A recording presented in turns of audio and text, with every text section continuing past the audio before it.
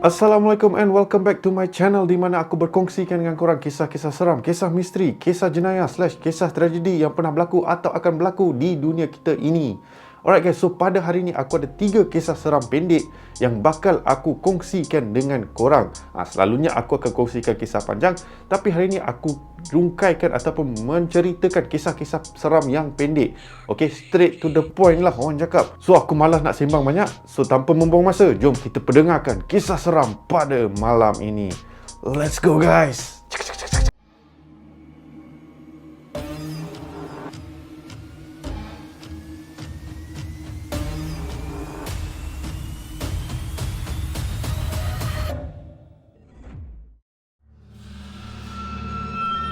So, kisah kita bermula di sebuah rumah yang terletak di tengah-tengah ladang kelapa sawit di mana terlihatnya 2 kelibat manusia yang sedang berada di kawasan tersebut. Seorang bernama Pak Rahim dan seorang lagi bernama Omar. So, pada malam tu entah macam mana tertiba rumah si Pak Rahim ni blackout. So, Pak Rahim try lah cari apa punca kerosakan dan segalanya, tapi still tak jumpa. So, last Pak Rahim call lah Omar yang merupakan salah seorang technician elektrik untuk datang rumah untuk check. So, Omar ni pun datang lah dari jauh, datang untuk check.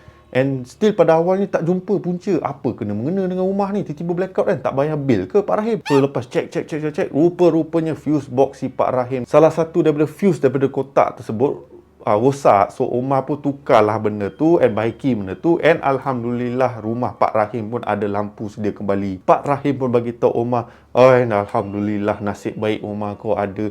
Kalau tak pakcik tidur dalam gelap malam ni.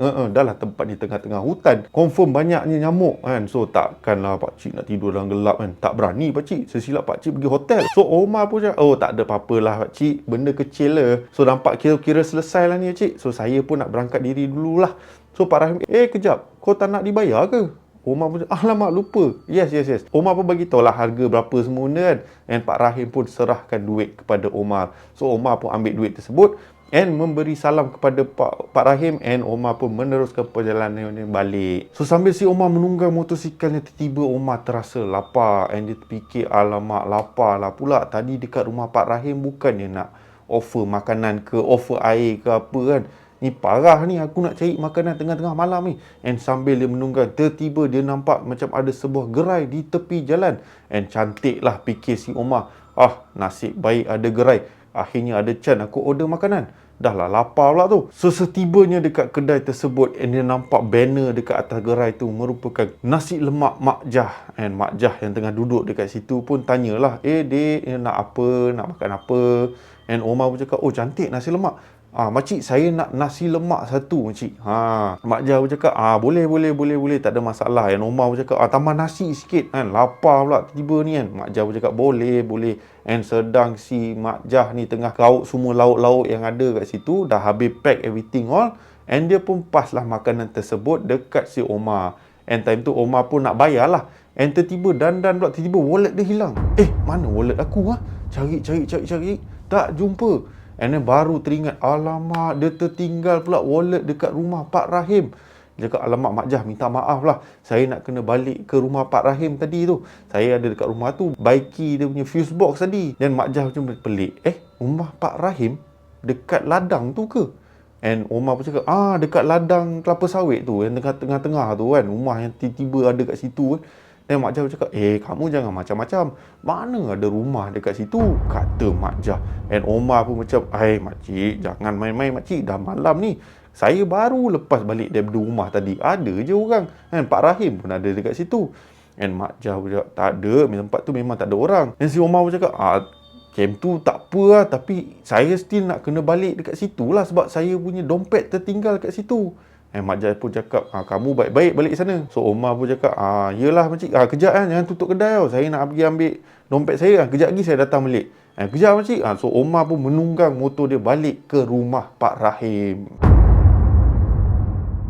Setibanya si Omar dekat rumah Pak Rahim, Omar tak pergi terus ke rumah. Omar pergi mengendap daripada hutan-hutan tersebut and tengok-tengok kalau betul ada orang ataupun tak ada orang dekat rumah tu. And rupanya dia tengok lampu semua ada, rumah pun elok je, tak ada terbiar ke apa ke kan. Dan Omar pun terfikir, biar betul makcik kat gerai tadi kata tak ada orang. Ni tengok lampu elok je macam tadi tu. Dan tiba-tiba si Omar ditepuk kat belakang dia. Terkejutlah si Omar.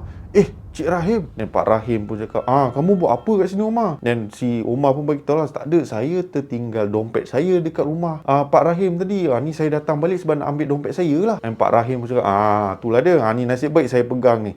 Dan Omar pun pelik, Pak Rahim buat apa dekat luar tengah-tengah malam ni kan? Kenapa tak masuk rumah? Dan Pak Rahim pun cakap, tak ada, tengah cari barang dekat luar. Kan, tak tahu mana pakcik terletak barang pakcik ni. Betul kan, pakcik ada dekat luar ni tengah cari. Dan Omar pun pelik lah. Pakcik ni biar betul. And si Omar ni pun pergilah tanya si Pak Rahim. Pak Rahim, nak tanyalah sikit. Tadi saya tengah on the way balik tu, saya nampak ada sebuah gerai. Nama je tak silap, Mak Jah Nasi Lemak. Ke Nasi Lemak Mak Jah. Mana-manalah. Dan Pak Rahim pun pelik. Gerai tengah malam? Kau biar betul Omar. Kau nampak apa yang betul ke? Banyak betul. Betulkan je lah. So Omar cakap, betul lah ada gerai tadi. Kamu jangan main-main. Mana ada gerai dekat kawasan sini tengah-tengah malam? Dan Omar pun cakap, pakcik jangan main-main dengan saya pakcik. Tadi saya baru dekat gerai tadi order nasi lemak. Ni sebab tu saya datang rumah Pak Rahim ni nak ambil wallet saya sebab apa? Nak bayar. Dan Pak Rahim pun cakap, kamu jangan macam-macam. Pakcik tak tahu. Tak apalah, pakcik nak pergi dululah. Kamu just berjaga diri Omar. Pakcik just nak pesan tu je lah. Dan Omar pun cakap, Allah, pakcik ni mana pula ni? Seorang tadi makcik tu kata rumah ni tak ada. Dan sampai dekat rumah pakcik ni, pakcik pula kata gerai tu tak ada. Pelik. Malam ni satu malam yang pelik. So Omar pun ambil motor dia and tunggang balik dekat gerai si Mak Jah tu. And tengah on the way bawa motor tu, and setibanya dekat gerai tu, Omar dah jam. Kenapa jam? Sebab hakikatnya memang tak ada gerai pun dekat situ.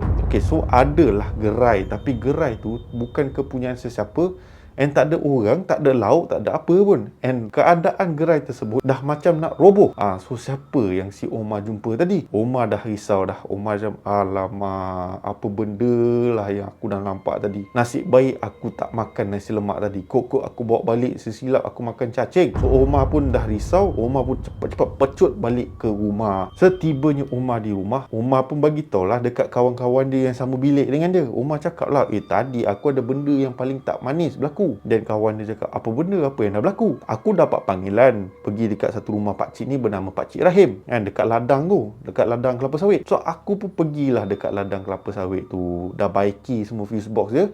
Dan tengah on the way balik, aku lapar. Aku jumpa satu gerai ni, and aku order nasi lemak. So lepas aku dah order, tiba-tiba aku punya dompet pula hilang. Aku tertinggal dekat rumah Pak Rahim. So aku patah balik dekat rumah Pak Rahim. And lepas tu, benda yang epic kata si Omar kat kawan dia, benda paling tak manis, benda tak kelakar berlaku.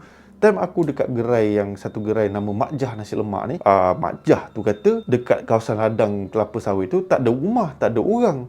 Bila aku pergi, ada. Lepas tu ada si Pakcik Rahim, dia kata pula dekat gerai tu tak ada gerai pun, tak ada orang pun dekat gerai. And memang betul, bila aku patah balik, gerai tu tak ada orang. Dan kawan si Omar ni pelik. Kawan si Omar pun beritahu lah, kau tahu tak, sebenarnya dua-dua tu pun tak wujud. Omar pun cakap, kau jangan main-main dah lah malam ni weh. Dan kau jangan bagi tahu aku benda-benda ni. So kawan si Omar ni pun cakap, apa kata kita buat yang ni? Esok pagi kita pergi dekat rumah Pak Rahim, aku tunjuk kat kau yang sebenarnya tak ada orang pun dekat situ. So keesokan harinya, si Omar dan rakannya pergilah dekat kawasan area situ. So si Omar tunjuklah dekat gerai yang apa kononnya kedai si nasi lemak Mak Jah. And memang dalam keadaan yang semak samun and everything lah. So Omar bagi tahu lah rakan dia, ni lah kedai yang aku pergi, kok ada nasi lemak. Rupanya tak ada nasi lemak pun. Dan lepas tu Omar meneruskan perjalanan pergi ke rumah Pak Rahim. Setibanya dekat rumah Pak Rahim, Omar terus jam. Sebab apa? Rumah tersebut dalam keadaan usang and tak ada penghuni pun. And tak ada siapa yang bernama Pak Rahim dekat kawasan situ. So in the end, kedua-dua kawasan yang dia pergi, dekat gerai makanan dan juga rumah Pak Rahim yang dia pergi betulkan elektrik, tak ada siapa. So itu adalah satu benda yang agak misteri yang telah berlaku pada Omar pada malam itu. So sejak insiden tersebut, Omar dah tak layan dah panggilan tengah malam untuk betulkan elektrik ke apa ke. Omar cakap, kalau nak, tunggu esok pagi. Itulah kisah kita yang pertama.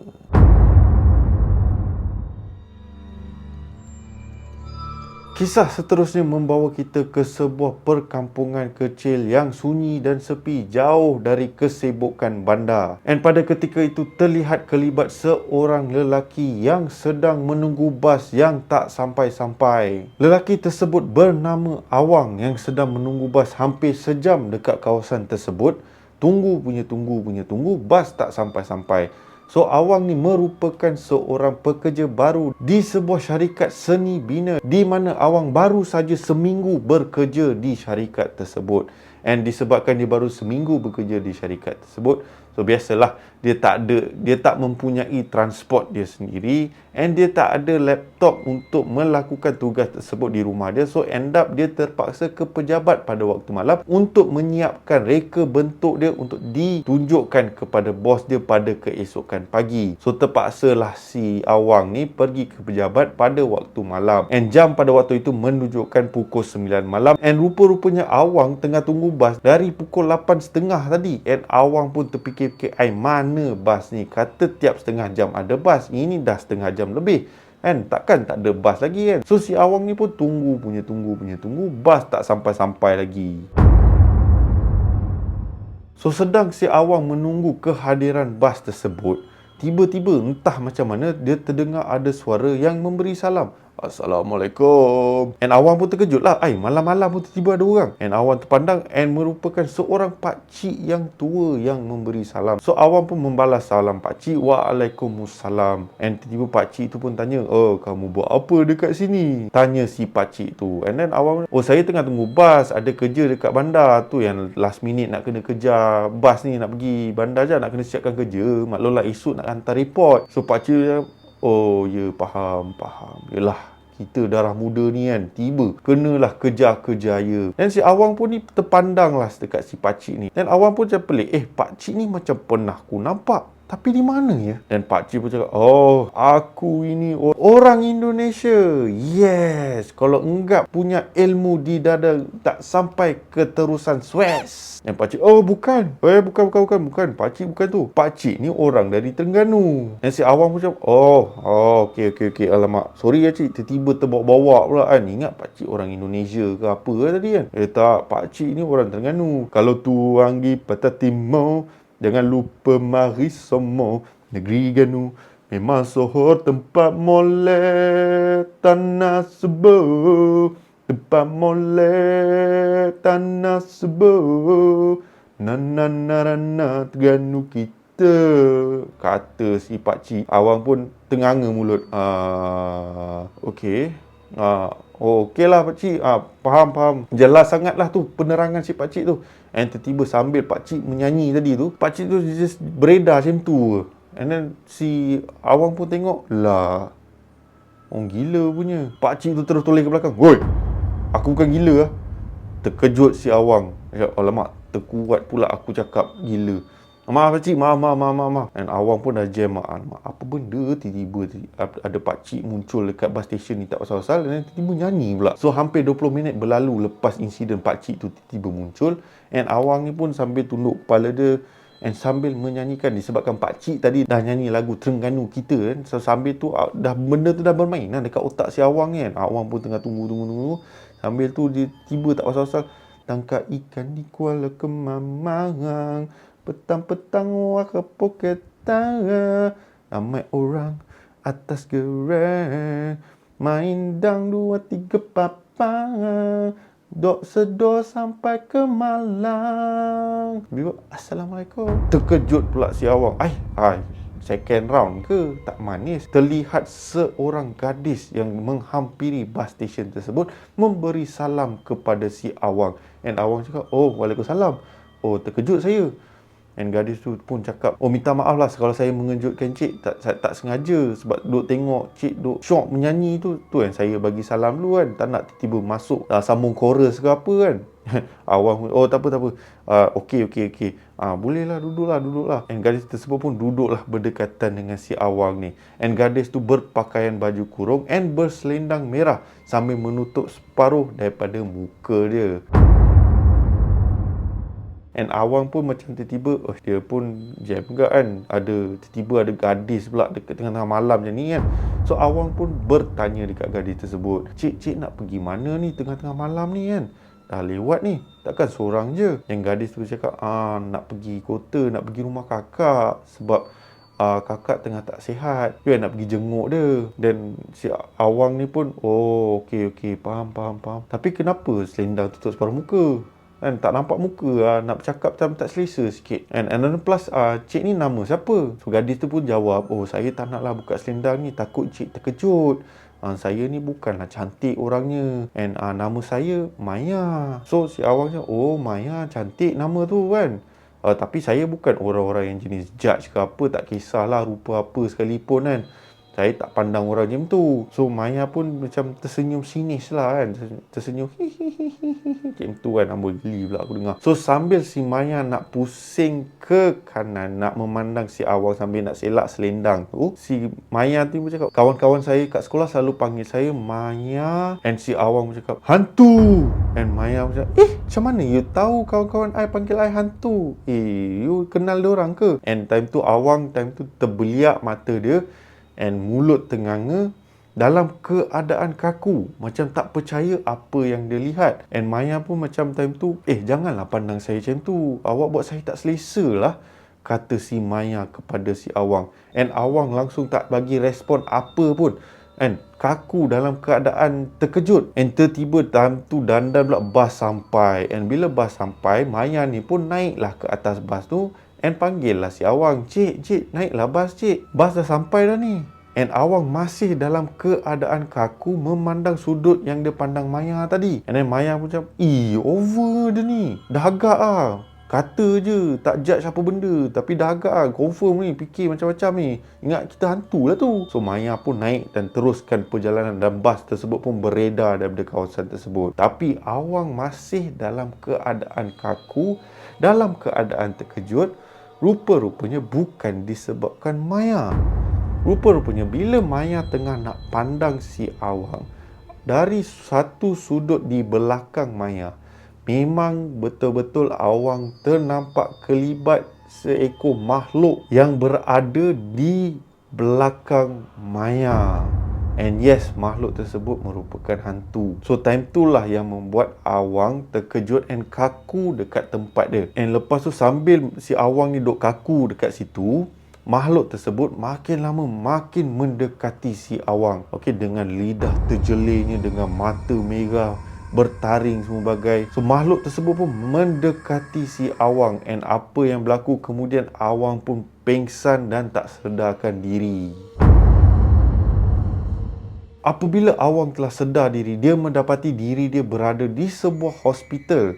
And dia nampak ada seorang lelaki di tepinya yang merupakan salah satu pemandu di kawasan tersebut. Time tu bila terjumpa si Awang ni, Awang berada di tengah jalan dalam keadaan pengsan. So time itulah lelaki tersebut membawa si Awang ni pergi ke hospital untuk cek. And semenjak insiden tersebut, Awang dah tak pergi dah pejabat tengah malam, and especially dekat bus station tersebut, dia takkan tunggu dekat situ dah. So sekiranya dia perlu pergi ke pejabat, dia akan cari jalan lain, naik teksi ke, suruh member hantar ke, apa sekalipun, dia takkan tunggu bas dekat stesen bas tersebut.